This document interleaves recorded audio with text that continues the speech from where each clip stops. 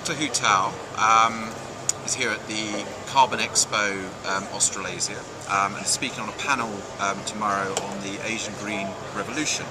And I think one of the things that's very surprising, I think, to many people in Australia is the sheer amount of activity in the green economy space and tackling climate change that's actually happening in China, and that I think China is really, in many ways, a leader in implementing low-carbon technology and low-carbon policy. How have you found the debate here in Australia? Does it surprise you, the fact that there's still arguments around taking domestic action? Yeah, a little bit surprised me. It seems here, I got some information from media, from the CarbonExpo. People are talking about whether or not carbon should be pricing. I would say in China it's not a problem. That's all in the agenda of the leadership. The question for them is whether or not to price.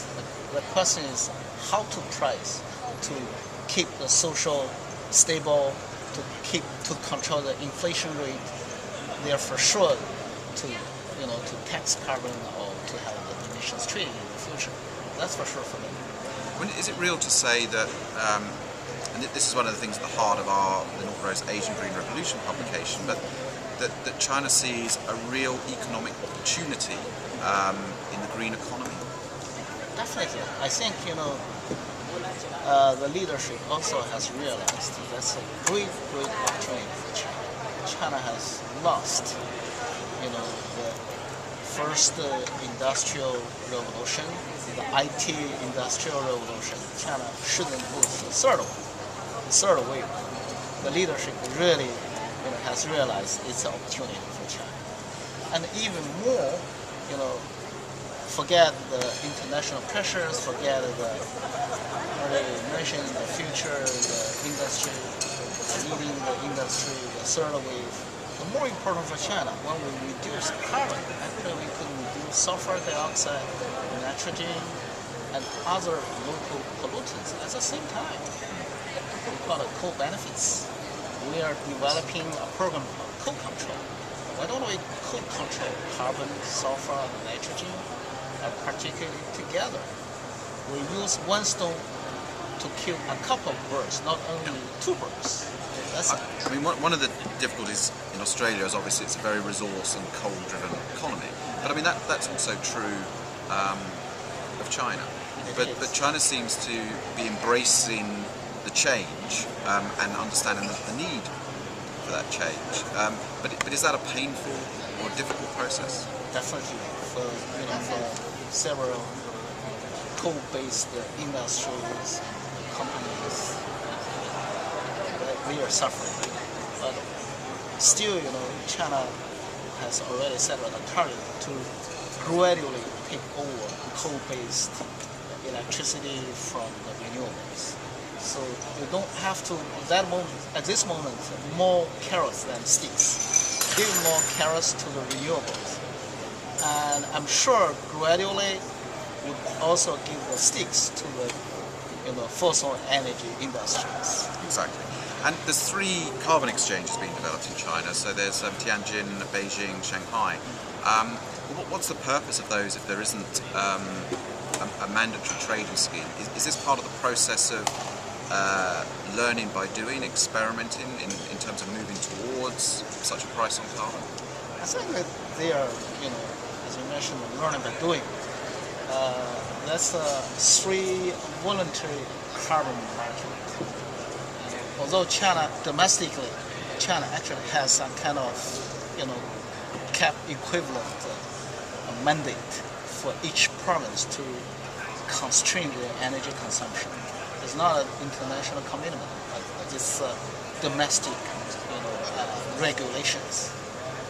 And the 3 exchanges actually are based on such a kind of voluntary market. That's a commercial based. It's not a government interventions. They may get support from the 3 municipalities, but still it's not a national government intervention. They take actions trying to reduce carbon by treating. based on China's previous experiences of sulfur dioxide emissions trading. And by the way, in the exchange, actually the trading is not only for the carbon allowance, they also trade technologies. Let's set up a platform. The clean technology. Clean technologies. So for Australia, also good opportunity Yes. to have clean coal technology to be traded in the platform. Well, it's interesting because the new Conservative government in the UK has set up a green intellectual property register, so which I think is very interesting. So seeing a similar opportunity. So finally, there was a front page newspaper article here recently, which talked about the risk of Europe imposing tariffs on countries like Australia if they don't implement a policy. I mean, do you think once China has made this sort of progression over the next 5 years, it would sort of allow those major economies that don't price carbon a free ride, or would China, like Europe, consider border protections against countries which are effectively free riding on the efforts of others? I think from the trade perspective, I would say such a kind of trade concessions is somehow actually against the free trade regulations in WTO. Although you are allowed under Article 20 to put in place those measures, protections for environmental reasons, if you've tried all other efforts.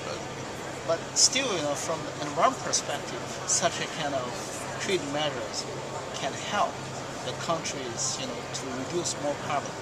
The question is, why should we ask the Europeans and the US to apply such a kind of border tax adjustment from their border? It's the opposite. Actually, China could take actions from our border. And I should tell you the news, very important news. I would say most of the Western country, the people, they don't know the news. Very important. China started China started the tariff for exported goods, which are carbon intensive, energy intensive, pollution intensive. From the 1st of January 2007, China started. So it's proactively putting a tariff on its own carbon-intensive products. Yes. Well, okay. That means China has already applied such a kind of border tax adjustment already. So if US and the EU are going to tax them more, that would result in double taxes. I don't know the consumers in US and the EU, they're happy or not with the double tax. Wow, you see.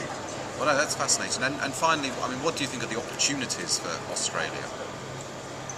I think, since China's economy and green economy development, that will create a lot of opportunities for Australia. And earlier we mentioned the clean coal technology from Australia could be transferred to China to have more business opportunities in China. And I'm also thinking the water technology from Australia.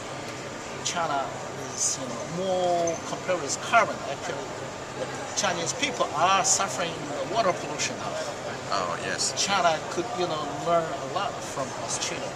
How to save water, manage water, resources like another water treating in the Marine River. Exactly. And China is really interested to learn that, and also for the wastewater treatment.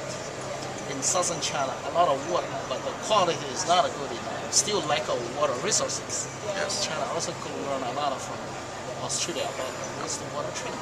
And the impact, the reality is climate change is going to make those water resources even more stressed and scarce and valuable.